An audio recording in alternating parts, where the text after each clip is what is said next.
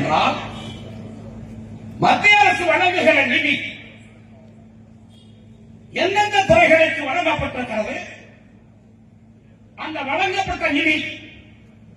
நீண்டகால கட்டமைப்புகளுக்கு எப்படி பயன்படுத்தப்பட்டிருக்கிறது, அப்படி உருவாக்கப்பட்ட கட்டமைப்புகள் எவைகள், அன்றாட செலவினங்களுக்காக பயன்படுத்தப்பட்ட நிதி எவ்வளவு, நிவாரணமாக வழங்கப்பட்டது எவ்வளவு, எங்கெங்கு வழங்கப்பட்டது, எப்படிப்பட்ட பாதிப்புகள் இருந்தது, இவைகளை குறித்து முழுமையான அறிக்கை தரவு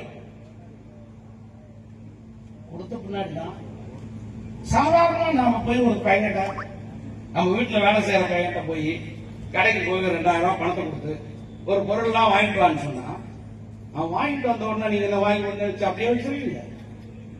செவ்வா 2000 கொடுப்போம், என்ன நம்ம வாங்கிட்டு வந்தா, இது வாங்கணுங்க அது வாங்கணுங்க இது வாங்குங்க, அதெல்லாம் போற 2140 ரூபா தாங்க மிச்சம் சொல்லு. இல்லைங்க,